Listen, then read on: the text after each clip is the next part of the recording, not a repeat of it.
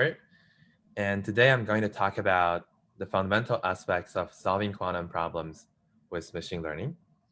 And this talk is a collaboration between IQIM at Caltech, Google AI Quantum, and University Linz. And basically, I would cover the following three papers as shown below, where the first two papers can be found on arXiv, while the third one is currently in preparation. So let us begin.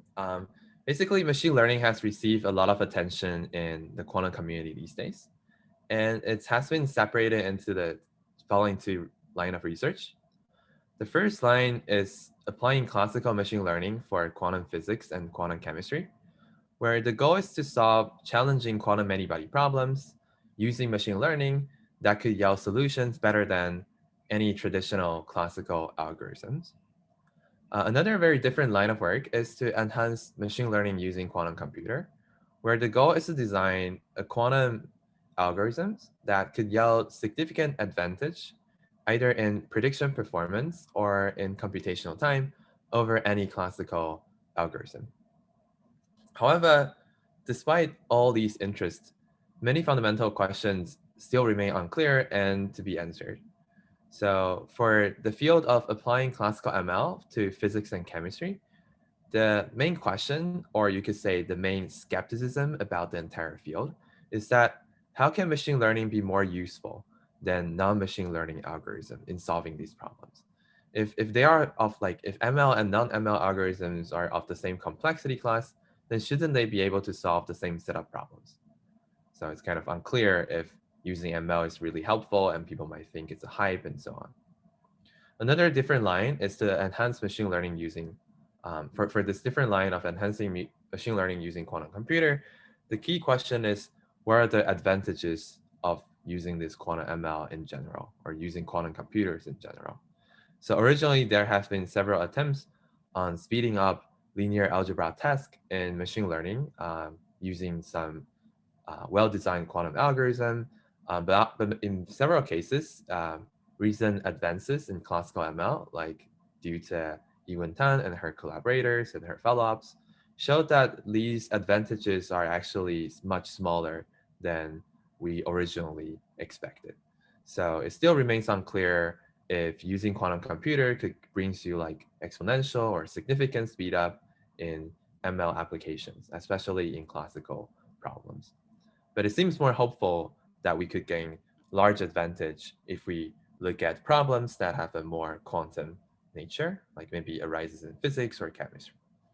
So in this talk, we will focus on the following special case for a quantum problem, a general quantum problem, where we would focus on training a machine learning model to predict the following function, f of x. So imagine that there are some unknown function, f of x, that you observe, or you could gather data from, and you wanted to learn to predict this function, or you just wanted to learn this function in general. So f of x is given as follows. It's basically the expectation value of some fixed observable O on the output of an unknown CPTV map E. So it takes a classical input, go through some unknown CPTV map E to generate a quantum state, and then we wanted to predict the expectation value of some observable out of it. So at first sight, this might seem like a very specific model, very specialized, have this particular form, but it's actually very general. So for example, it includes any function that could be computable by a quantum computer. If you just replace the CPTP map by a polynomial sized quantum circuit, and also if you assume extended Church-Turing thesis is correct, then any functions like real valued function that you could observe in the universe would also be of this form. So despite the generality, in this talk, we will focus on the following two examples.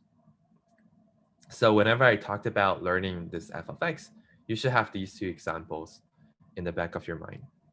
The first example is predicting outcomes of some physical experiment or chemical experiment or biological, basically like all these experiments that can happen in nature. So for example, in this example, the classical input x would be the parameter that describe the experiment. For example, in a chemical experiment, this x could be descriptions of the chemical or the molecule that's involved, some description of the molecule, for example. And this unknown CPTP map E would be the chemical process that actually happened in the experiment. So it could be a very complicated um, CPTP map that takes into account all these molecules and evolve it through time, create some new molecule and so on.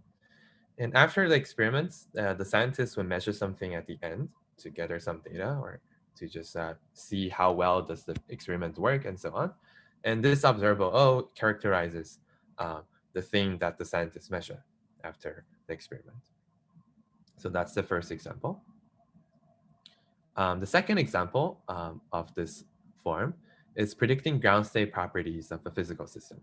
So in this example, the classical input x would be the parameter that describes the physical system. For example, it describes the Hamiltonian and so on. And this unknown CPTP map would be a complicated, like some cooling process, for example, to prepare the ground state of that particular physical system. And finally, this observable O would be the property that we wanted to predict. So as you can see in both of these examples, Fe of x is indeed the sort of the outcomes or the properties that we wanted to predict, where x is like the parameters that describe the entire experiments, and you wanted to sort of train these ML models to know in advance what would happen in these experiments that might be very expensive to perform in practice. So now after talking about the functions that we're trying to learn, so we wanted to learn this type of function, the next part about the setting is to set up how the learning agents or the learning algorithms would work. So we also consider a very general setting for the machine learning models. So for classical machine learning models, you should think of it as just a very general, like a query model, where the physical experiments is like the oracle, like the black box of the thing that you wanted to learn. So this CPTP map. And for a classical machine learning model, it could access this physical experiments by selecting an arbitrary choice of input, going through the CPTP map, and then you can perform an arbitrary POVM measurements after this black box to obtain the classical output. Together, this classical input and output form the classical data that will be subject to some classical post-processing given by this box. So is there a question or? No, not yet. Sorry.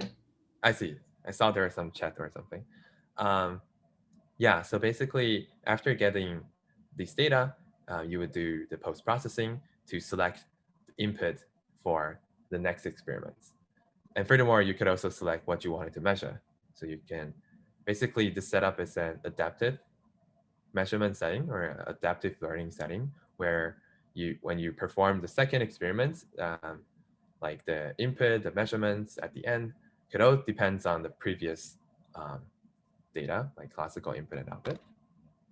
And after several rounds of this experiments, this classical machine learning model should produce some kind of prediction model, h of x, that approximates the function that you're trying to learn, and it's stored in a classical memory.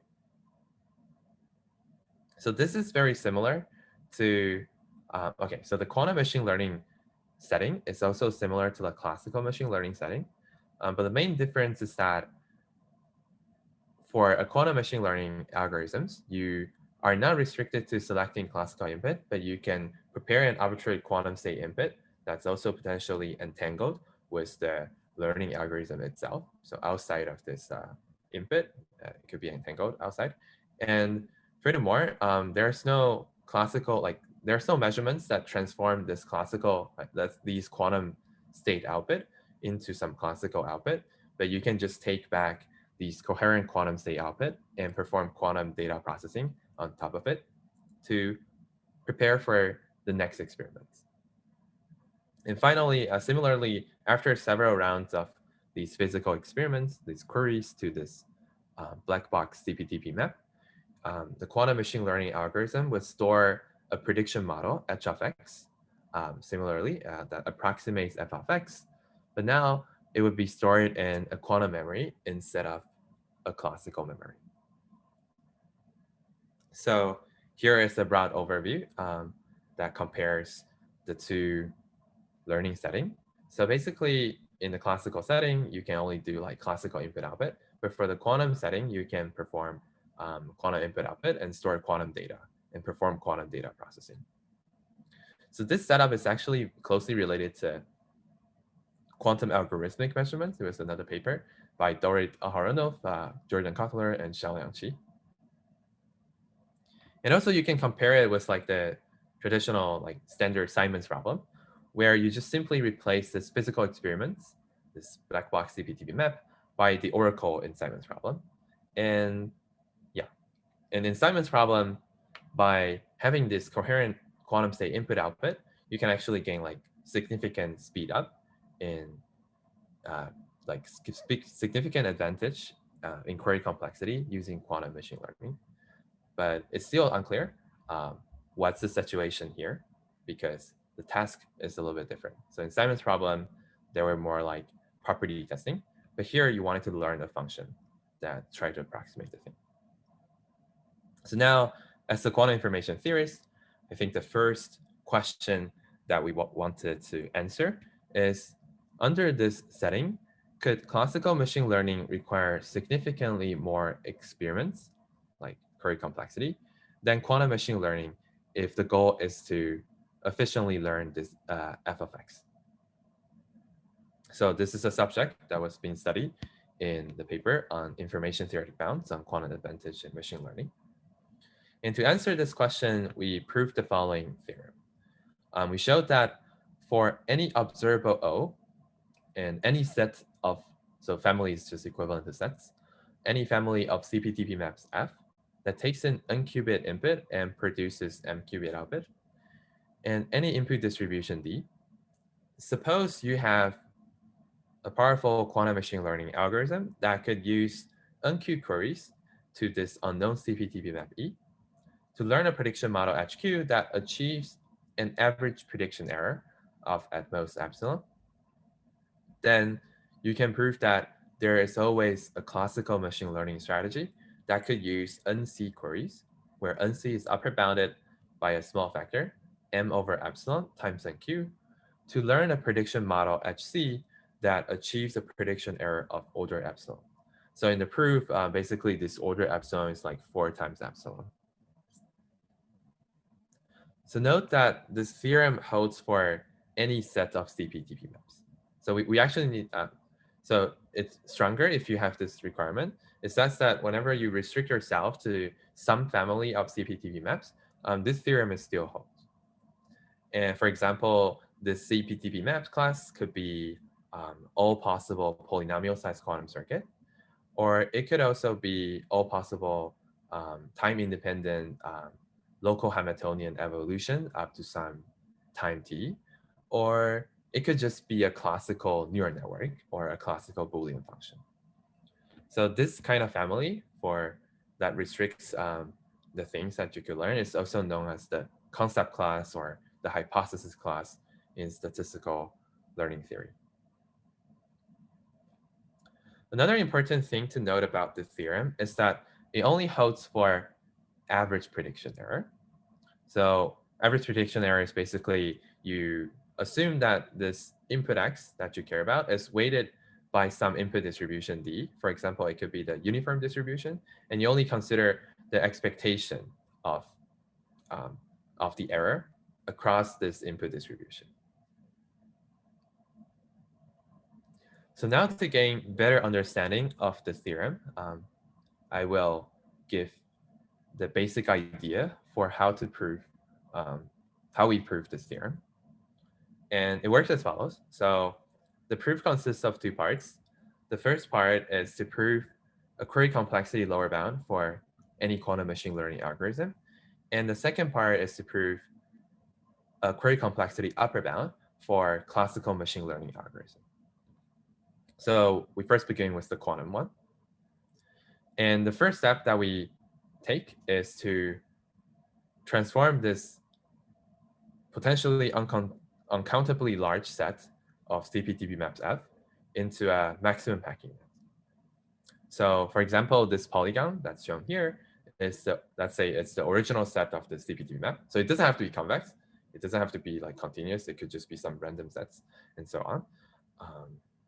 Or some contour set or something, but it could be pretty much anything. And what you do is you construct a maximum packing net. So a maximum packing net is basically you select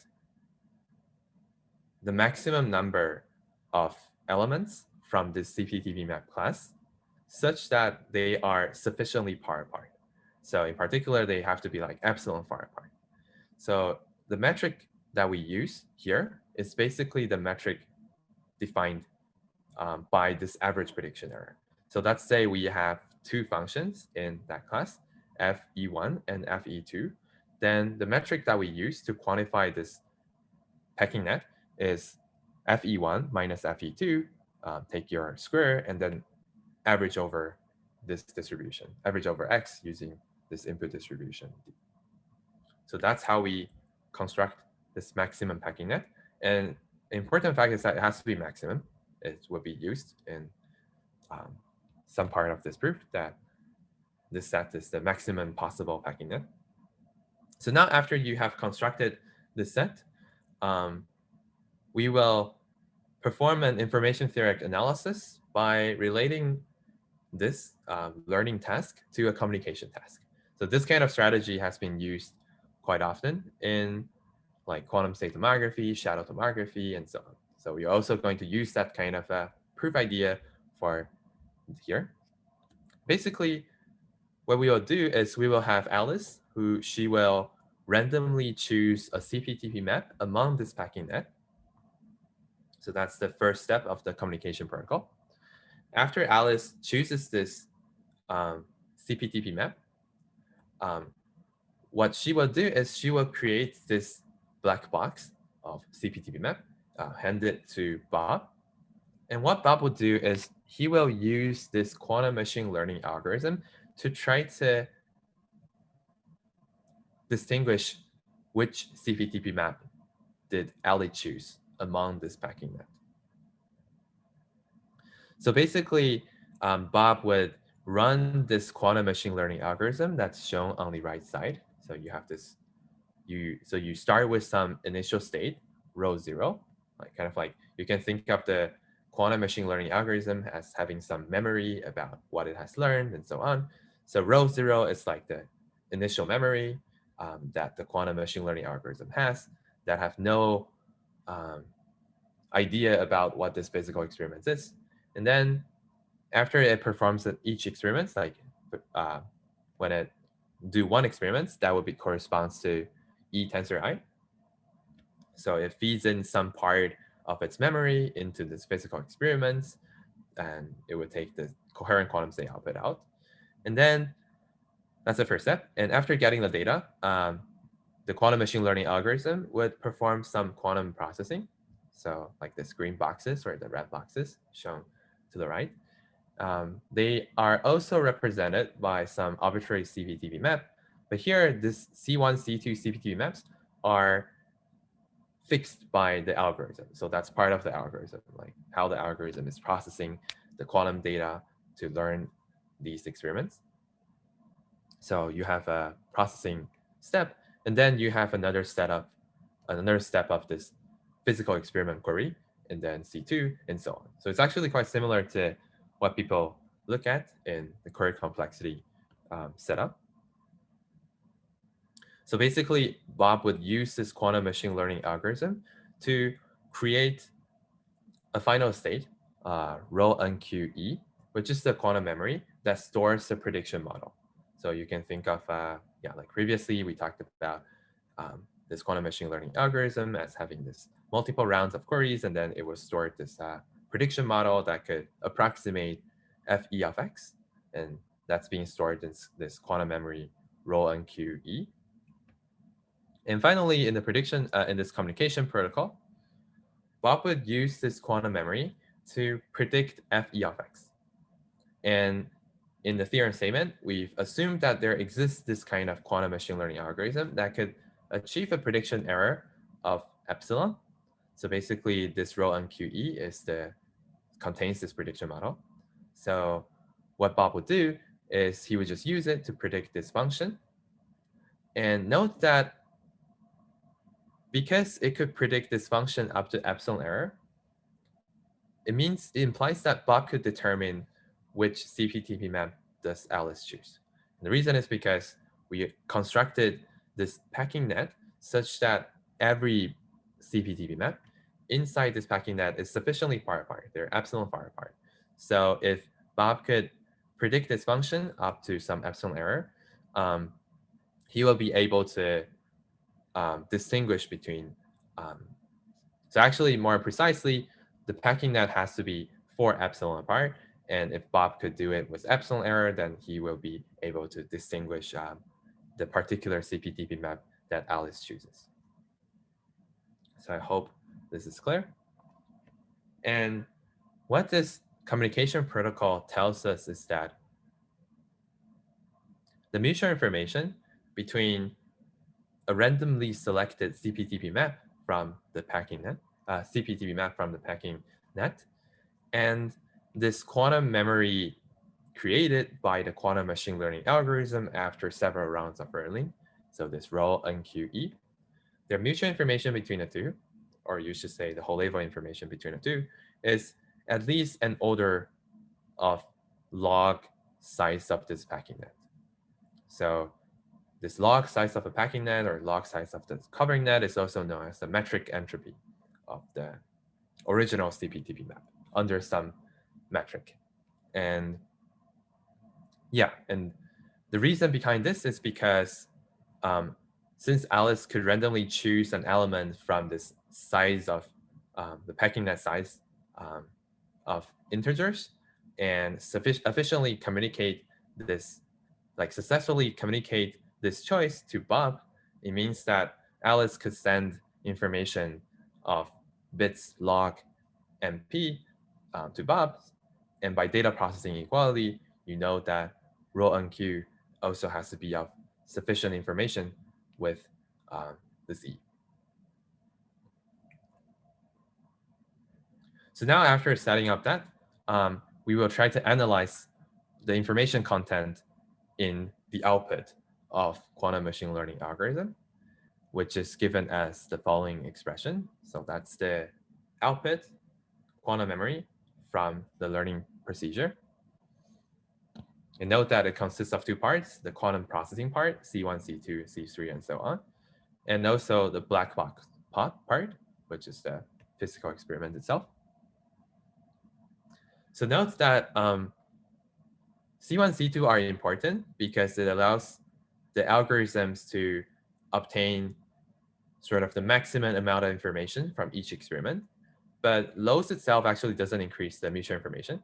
So every time you see C1 and C2, you can just kind of like throw them away because they don't increase mutual information. And furthermore, one could prove that each query to this black box would only increase the mutual information between the selection, E, and the corresponding state by at most order n, m. So like roughly 2m. So you can also prove that. And together, what that means is that after querying these black boxes for NQ times, the mutual information would be upper bounded by order m NQ, because each time you query it, you get like order m information, but C1, C2, C3, so on, doesn't increase the information. So this mutual information is upper bounded by order m NQ. And together, these 2 facts tells us that the number of queries you have to make in order to efficiently learn a function that achieves the prediction error of epsilon would be greater than or equal to the log of the size of a packing net over m. So that sort of concludes the first part of the proof, which is a query complexity lower bound for any quantum machine learning algorithms.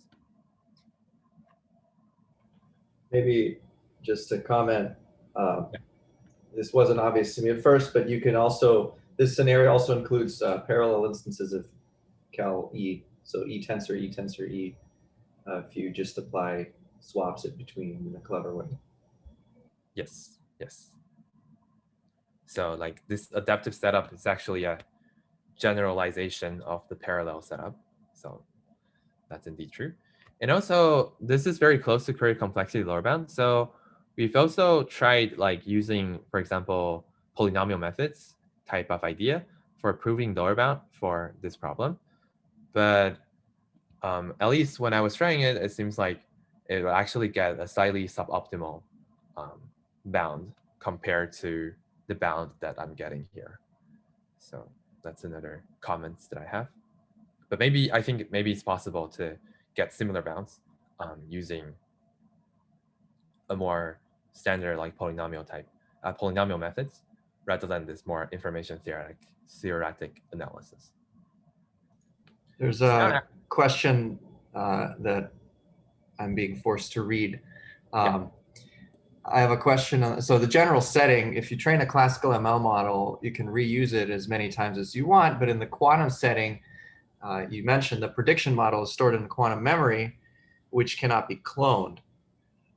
So if I try to yeah, use it in a classical sense, I suspect that since the memory becomes entangled with the device I'm measuring, then after repeated measurements, the fidelity or usefulness of the quantum prediction model is decreased. Is this the correct thinking? yes, that's actually true. And that's a subtlety that we also addressed. So basically, we assume that after you created this quantum state rho, there will be an arbitrary sequence of queries to your quantum machine learning algorithms. Kind of like it would ask, what if the input is x1? What if the input is x2, x3, and so on? And basically, the quantum machine learning algorithm has to be able to answer them. And so basically, depending on the order of how they ask you, the answer would be different, right? Because there will be some dependence on when you answer it, you disturb the state, and then in the second, when the second thing come, it could be different. So that's also what would happen in like shadow tomography and stuff. Um, but but the but yeah, but the key idea we use is that you can still use this to like sort of like produce the functions across the entire domain of X. So that's crucial. But actually, this ordering doesn't really matter. So in the proof, you can adapt it such that for any ordering, you can always prove the same. For any ordering of querying this quantum state model, this quantum machine learning model, you can always prove this theorem. So that's sort of the, yes. So that's the correct understanding, and we actually addresses it in a much more greater detail in the proof of this theorem. So I hope that's helpful. Yeah, that's a good question. Thanks. Yes. And just to clarify, the number of queries is just the number of instances of E in your chain of E tensor I, right? Yes. And Yes. if you want to measure some observable with respect to the output rho n E, then, because it's an observable, you have to perform the measurement several times to get an average or expectation value. And that's sort of under the carpet in your machine learning algorithm, right? Yes. Yes. So it has to handle that. Like you couldn't say after like a constant number of query, this quantum machine learning model just dies and you cannot query anymore. Then that's not good. Like we sort of forbid that. Mhm. Yes. So now, after talking about quantum lower bound, the second part of the proof is the classical upper bound.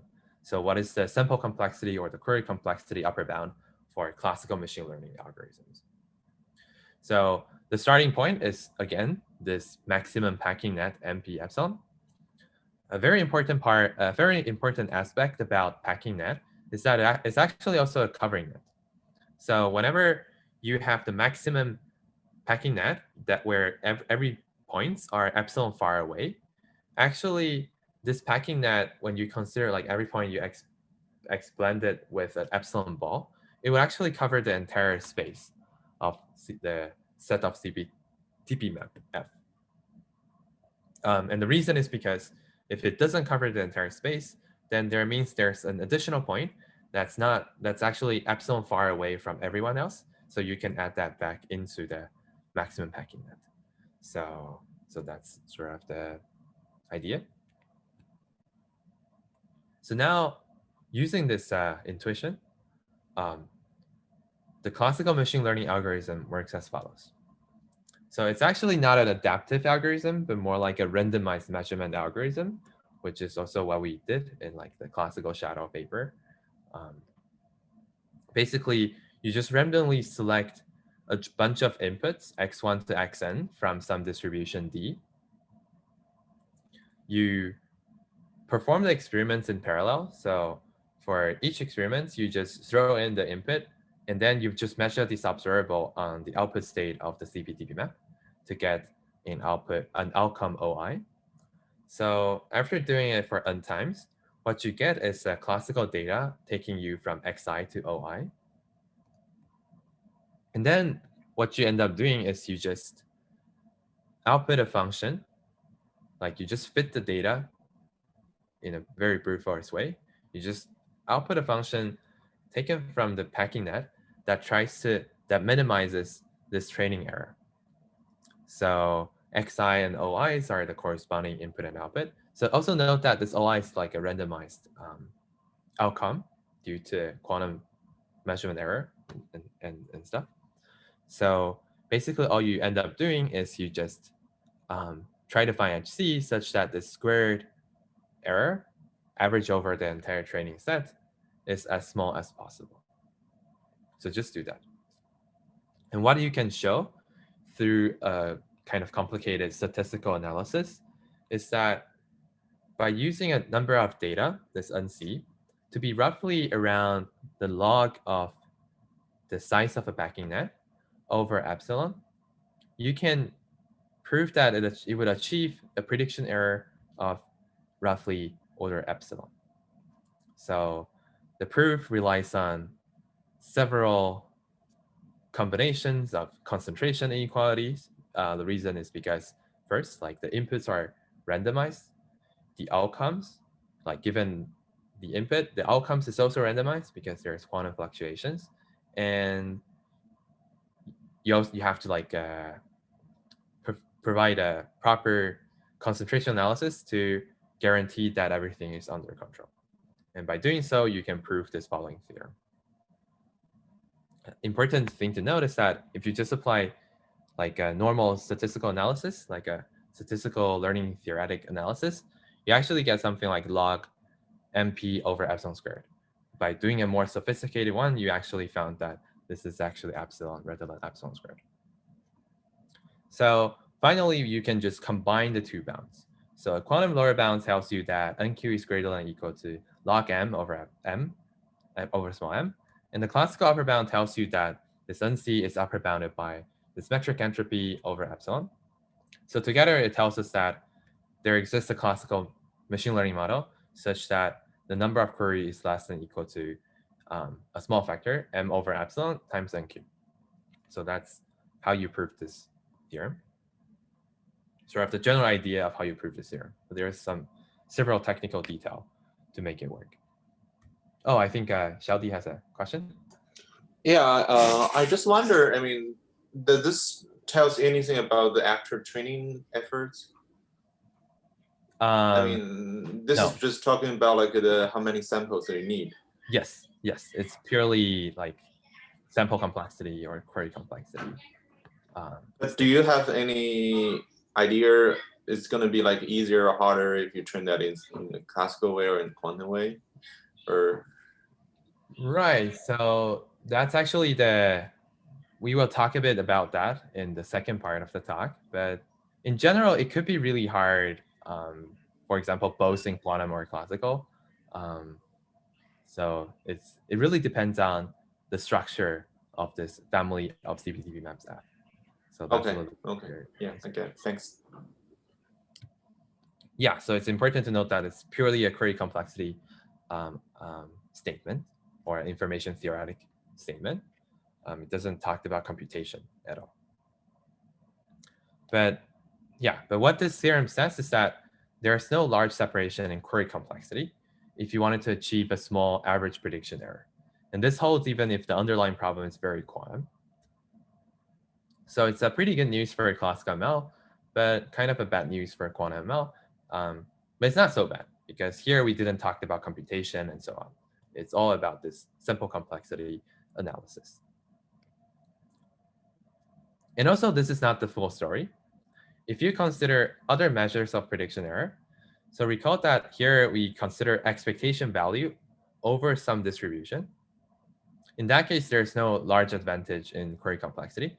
But if you consider a stronger form of prediction performance, that is, you wanted to achieve a small error, even in the worst case, so you take a maximum x of the error, then you can actually prove an exponential advantage. So in reference 1, so in this paper, we actually give an example where you can gain exponential advantage. And the reason is because, and the main reason of that is because when you perform, like in the classical setting, you can only obtain classical data by performing measurements, but measurements would actually be subject to non-commutativeness of observables and so on. So you will not be able to extract information efficiently due to this non-commutativeness in nature. But what would happen is that in the quantum case, you can actually obtain all these data and you can perform protocols like shadow tomography, like some shadow tomography like protocols, which could actually, from a information perspective, it could avoid these kind of non-commutativeness. For example, if you wanted to measure m observable, you could do it with log n measurements and so on. So, but on the other hand, for the classical side, you can actually prove some exponential lower bound to it. So that's sort of the idea of how they work. But I will not talk it too deeply into this problem. I'll just show you that this is some numerics that we did in the paper, where you can actually clearly see like an exponential separation between quantum ML and some other classical machine learning algorithms. So here, in this case, it was like you wanted to be able to predict all the Pauli observables in your quantum system. If you could train a quantum machine learning algorithm to do that, you can actually have a sample complexity that scales linearly in the system size. But for the classical methods, and actually the optimal one is based on this classical shadow paper, that one of my previous work, you can show that it actually has to scale exponentially, and you can run it and it scales exponentially. However, if you consider other also, so this is only for mixed entangled state, but you could also consider like some simpler state, like a product states, and actually in those kind of states, then the exponential advantage vanishes. So like this orange line is the classical ML, and actually pretty close to the sample complexity for a quantum ML. So just to showcase it, there are proofs and analysis about how this exponential advantage arises in our paper, but yeah, so if you're interested, feel free to read that part. So going back to our main question, using the theorem, we've shown that from a query complexity or information theoretic point of view, there's actually no large advantage. Classical ML doesn't require significantly more experiments than quantum ML if the goal is to predict f of x accurately under average case. However, if you consider the worst case setting, then there's an exponential separation between the two models. Just want to tell you, maybe you have 20 minutes. We started 5 minutes late, so. Oh, I see. Okay, I'll try to speed up a bit. Yeah, and then what this, okay, so when we discuss this query complexity or information theoretic aspect of this problem, the computation is also very important, as Xiaodi has asked. So here, in this second part of our talk, we will mainly focus on understanding what is the complexity class for classical machine or classical algorithms that could learn from data. So in particular, we'll try to understand if classical machine learning could use data to efficiently compute some function f of x, even if this function is actually hard to compute with a classical computer, which seems to be not true. But basically, what you can show is that the formal difference between classical ML and non-ML algorithm is that machine learning algorithms can learn from data. So the most important part is this availability of data. If you don't have data, then there's no difference with a learning and non-learning algorithm. So this data part is very important. And to characterize the power of this behavior for learning from some training data, we define a complexity class for such kinds of algorithms, which we call BPP/SEM. So a diagram for this complexity class is given below. Basically, the idea is that for different problem size, like let's say problem size n, the classical ML algorithm with data, so this class BPP/SEM, could obtain a polynomial size of sample data, basically telling the algorithm that for this particular input xi, what is the corresponding output yi going to be. So in a decision problem, this yi would be 1 if xi is in the language, or yi would be 0 if xi is not in the language. So this additional training data would also be provided to the classical algorithm. And then after getting the training data, it learns from it, and then the inputs will start coming in. So like new inputs X that's not in the training data will start coming in, and the classical algorithm has to answer them correctly.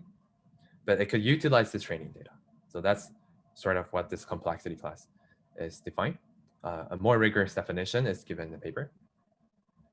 And this is very similar, or this is sort of reminiscent of another well-studied complexity class called P/Poly, where for each problem size, some all-powerful being would give you a polynomial size bit string an that tells you sort of like, say some 1010 stuff that could help you with your computation.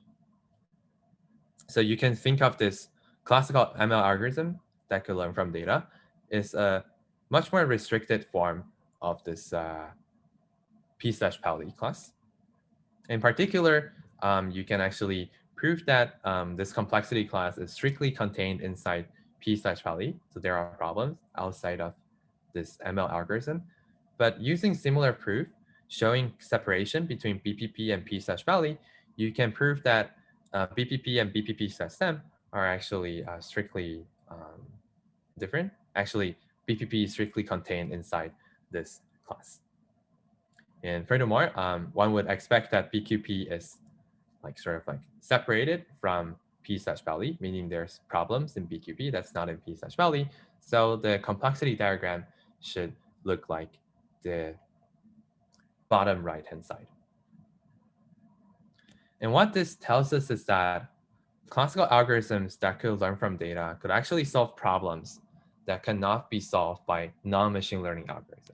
And the power comes from this training data, similar to how the power in P/Poly come from this advice stream.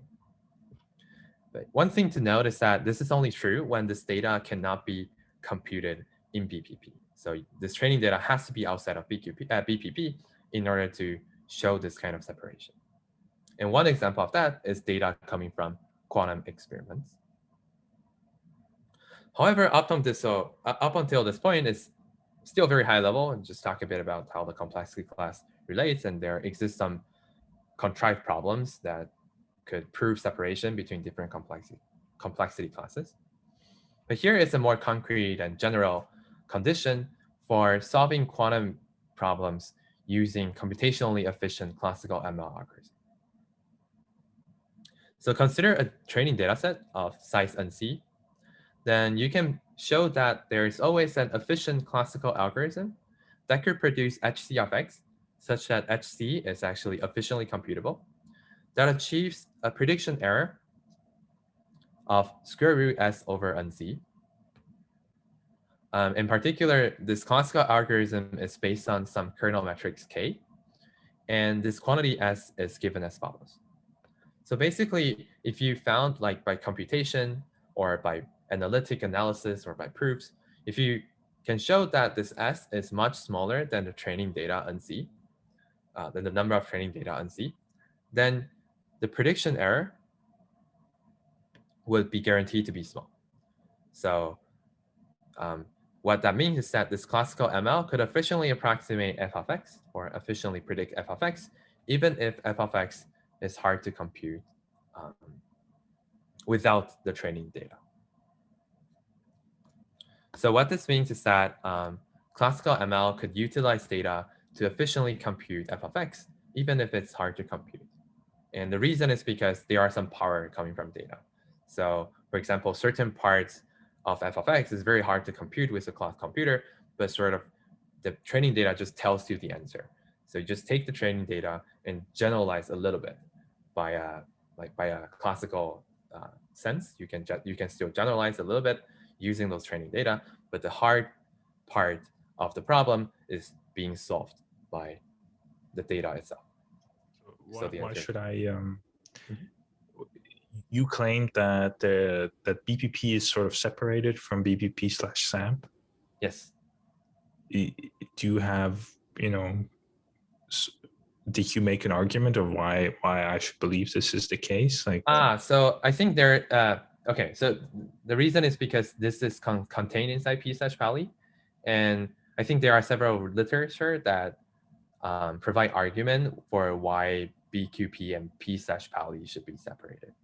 So that's sort of the logical flow. No, but what about BPP versus BPP/SAMP, right? Oh, you said BPP and BP. So yeah, so you can construct cases such that these are like, you can construct problems such that it's inside BPP/SAMP, but it's outside of BPP. Oh, and also, I mean, it contains the undecidable problems, so it's really like much bigger than because data, like for example, if your data is undecidable, then you learn from those undecidable things, and then you can solve some undecidable problems, and that's another simple way. But you only learn poly number of them, right? Like, how can you decide it on instances you haven't seen? So basically, it's like the data itself is undecidable, and then you just take the data and then you generalize across, and you can construct problems such that the generalization only requires classical algorithms, but it's sort of like the data itself that's hard, that's undecidable. Okay. So one simple example, like the trivial example, is unary undecidable language. So basically every problem size, you only have one input, and whether it's inside that language, it's an undecidable thing, and then a learning algorithm just learn the answer. So it doesn't even do any generalization, just learn the answer directly. So that's also like a trivial example where BPP/SAMP is strictly larger than BPP. So I hope that's clear. That's also how people prove P/Pauli is outside of BPP. I mean, strictly bigger than BPP. Okay. And here are, I might not have time, but here are some extensive numerical experiments that we ran using Google Cloud, running up to like 30 qubits. And basically the conclusion was that even if a data set is very quantum, like for example, in these data set, we consider predicting outcomes after quantum evolution, it's still not clear that quantum machine learning algorithm is going to outperform classical machine learning algorithm. So basically these green lines are performance for classical ML, and lower the better. So it's the y-axis is the prediction error. And you see that actually as system size increases, this blue lines and the orange lines and the red lines are quantum machine learning algorithm, in particular quantum kernel methods. It actually underperforms these best classical ML algorithms. So sort of the reason and why this is happening is discussed in this paper with the Google people. However, this is not sort of the end of the story, because we expect that BQP should be separated from P/Pauli. There should be cases where the problem is easily learnable by quantum machine learning algorithms, but not by classical machine learning algorithm from a computational point of view. And actually, we propose learning theoretic ways of generating such kinds of data set to demonstrate separation. So let's just quickly go over it. So what it tells us is that classical ML is stronger than classical algorithm, but that's not because of ML itself. It's more because of the computational power provided by data. So if there's no data, then there's no difference in the two. However, if you have a quantum machine learning algorithms, that will still be computationally more powerful. So up until this point, we've only discussed like very high level, like theoretical aspects about machine learning, classical quantum, and so on. But here is a concrete application of the results that we described. Is we wanted to train classical ML to predict ground state. So consider an experimental lab where we could synthesize physical systems in the ground state of some local Hamiltonian h of x, where this x is some known controllable parameters, such as the intensity of the lasers, or it could be the magnetic field and so on. And the goal is to design a rigorous classical ML algorithms with provable guarantee that could learn from experiments to predict the ground state for a new input x. And it works as follows. So it's also consisted of two phases, the learning phase and the prediction phase. So during the learning phase, we perform unrandomized experiments, similar to how we prove the node separation in the first part of the talk, in this information theoretic analysis. We just sample some random controllable parameter xi, and then we prepare the ground state rho of xi in the lab, and we perform a randomized measurements on this ground state representation to construct this single shot classical shadow. So classical shadow is an efficient representation of any quantum state that was proposed in our previous work, predicting many properties of a quantum system from very few measurements. So after this learning phase, what you would get is that for some random points in the domain of x, you have the corresponding classical shadow of the points.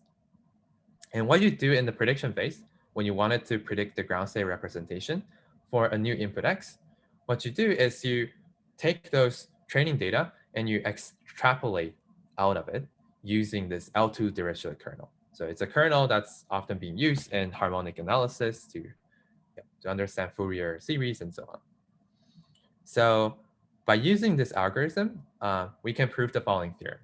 We can show that for any smooth class of local Hamiltonians in a finite spatial dimension, like 2 dimension, 3 dimension, 4 dimension, and so on, with a constant spectral gap, if you have a number of experiments that scales polynomial in the number of controllable parameter, so it's not the system size, it's the controllable parameter, then you can show that for any local observables, if you utilize this ground state representation, it could actually allows you to predict expectation value of any sum of local observables up to some small constant error epsilon. So the surprising fact about the theorem is that, so first of all, there's no known algorithm that's polynomial time and could solve ground states for spatial dimension greater than or equal to 2. And actually, it has been shown in this recent paper by Nealon from MIT that it's actually NP hard to even computing one body local observables to constant error in 2-dimensional local Hamiltonians with the constant spectral gap. So which means that if you the theorem heavily relies on the fact that you can obtain training data. If you cannot obtain training data and you still wanted the same result to hold, it's actually NP hard. It doesn't really validate anything, just to clarify. And the proof of this result relies on this classical shadow formalism, like statistical properties of classical shadow, and also utilize quasi-adiabatic evolution, which tells us about some of the nice properties of ground states, like when Hamiltonian changes, how this ground state changes, and also the generalization bounds for kernel methods that we briefly discussed let me just quickly show you, that we briefly discussed here. So this bounds about how it will generalize and so on. So basically you can think of it as we have rigorously proved that this S is actually quite small compared to the training data. And that means you can efficiently predict these kind of properties.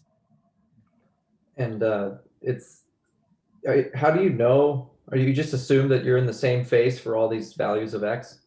Yes, yes. And that's important, right? Yes, that's important. That's very important. So you're not really learning phase transitions. You're learning average expectation values over a phase. Or more like inside a phase, how does the expectation values changes across this entire phase? Okay. But actually, we also have a result saying that if you have like if you have different phases, you have like data coming from different phases, you can actually classify them like with provable guarantee. So that's another result that we have, but it's not part of the talk. But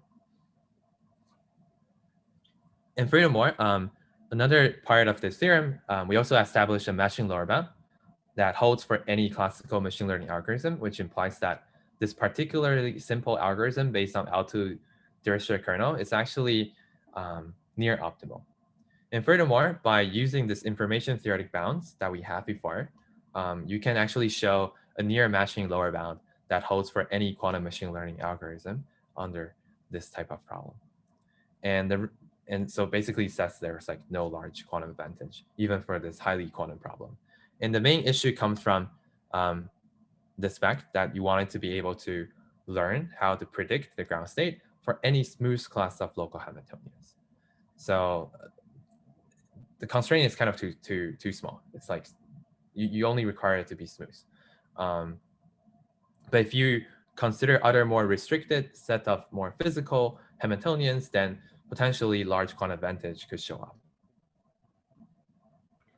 And here is can you bound the worst case? You can use this bound on the average expectation value to bound like the worst case, like some particular X star or something? Oh, you mean like the previous thing we discussed about like in worst case, you can actually have provable quantum advantage and so on? Is that? Well, I mean, like if you know your average speed, you can tell if you're speeding at some point during your path on the road. So I was thinking, you know, this average sort of error, and I was wondering if you could bound, is it possible to bound the worst case error? Because just knowing the average kind of doesn't imply that there's a particular X that maybe is very interesting to know, but at that particular X, it's really bad. Yes. Know? Yes. That's true. That's true. So this result also relies on expectation values a lot. So I'm not sure what the situation would be for the worst case setting. And for example, if you consider worst case setting, there might be quantum advantage as sort of we previously proved. So, and here is another numerical experiment to just verify the theorem that we show. This is predicting ground state properties for a 2D random Heisenberg model. And for a wide range of system size, you can see that the prediction error actually doesn't depend on system size at all, which is kind of similar to what we have shown. But the prediction error highly depends on the number of training data you have. So the more training data you have, the lower prediction error is. And you can see that you can actually gain substantial computational improvement compared to the naive exact diagonalization by just training some machine learning models. So going back to our question, we've basically shown that yes, you can train classical ML to predict ground state representation, but this representation only holds in average case sets. So like Victor said, maybe there's some worst case scenario that you really care about. The theorem doesn't justify whether it's going to be good or bad in that point. So to conclude, we consider from an information theory aspect to study if classical ML requires significantly more experiments. We showed that in an average case, no, we don't need to. But for the worst case error, there could be exponential separation. And then from a computational aspect, we've shown that classical ML is indeed more powerful than classical algorithm. And we give an example of training classical ML to predict ground state representation. So I hope this sort of convince you that looking at machine learning for quantum problems is not just like a overhyped thing, but there are actually some values backed by some rigorous analysis behind it. And furthermore, quantum machine learning algorithms are also not like just doomed. They are still computationally more powerful, and we should expect more applications to be proven or be applied using quantum machine learning algorithms. So that's it for my talk, and thank you so much for listening. Let's not forget to unmute ourselves and clap to thank Robert for a wonderful talk.